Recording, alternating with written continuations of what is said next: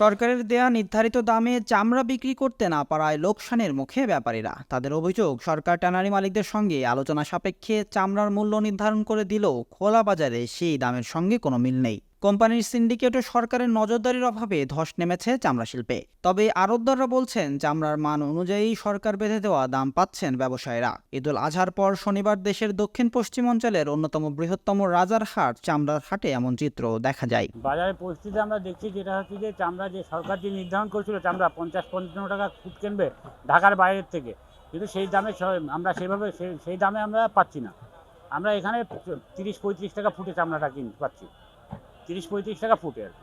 কিন্তু এর মধ্যে আরও এক প্রকারভেদ আছে, চামড়া বিভিন্ন ল্যাম্পিং রোগ আছে একটা, সেই রোগের চামড়া অনেকাংশে নষ্ট হয়ে যাচ্ছে। সেই চামড়াগুলোর দাম নেই বললেই চলে।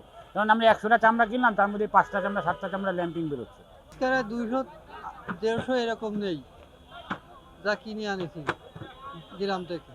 আর এই ছাগলের চামড়া তো বিক্রি হচ্ছে না, মোটে 10 টাকা কেউ দাম বলতেছে না।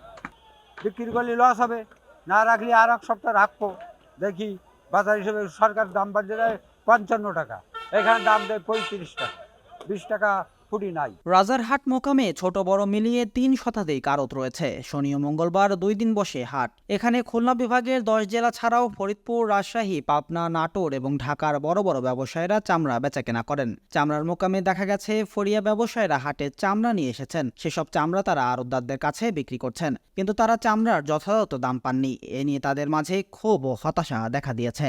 এই হাটে বেচা কেনা হচ্ছে 30 থেকে 35 টাকা, আর বড় চামড়ার বেচা কেনা ওতে হয়তো 5 টাকা বেশি।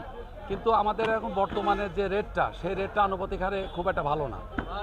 প্রতি বর্গ ফুট চামড়ার মূল্য ঢাকার বাইরে দিচ্ছে 50-55 টাকা, কিন্তু আমরা সেই মূল্যটা পাই না। আমরা পাই হলো 25 থেকে 30 টাকা বা 32 টাকা এরকম। এতে আমরা একটা চামড়া কিনে আনা মনে করেন 600-700 টাকা করে কাঁচা চামড়া কিনে আনার পর আমরা লবণ টবণ দিয়ে প্রায় আমাদের 200-250 টাকা খরচ হয়। আইসে সেই অ্যাভারেজ আমাদের 800-900 টাকা করে চামড়ার দাম পড়ে যায়। আমরা হাটে এসে সেই পাকা মালটা সেভাবে বিক্রি করতে পারছি না, যার কারণে আমরা অনেক ক্ষতির সম্মুখীন হচ্ছি। মৌসুমী ব্যবসায়ীরা তাদের ইচ্ছে মতো দামে চামড়া কিনেছেন, পরে আড়তে বিক্রি করতে গিয়ে চাহিদা মতো দাম না পাওয়ায় অভিযোগ তুলছেন। মৌসুমী ব্যবসায়ীরা প্রতিবারই অভিযোগ করে তাদের লস হয়। আসলে মৌসুমী ব্যবসায়ীরা চামড়া না বুঝে কেনার কারণেই আমি মনে করি লস হয়।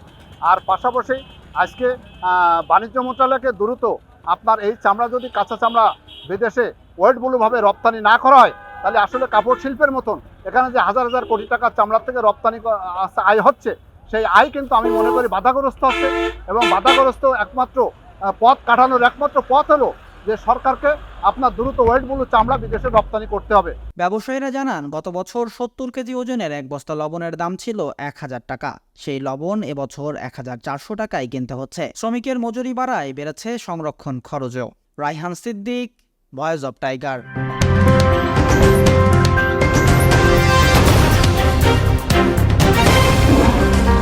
Voice of Tiger.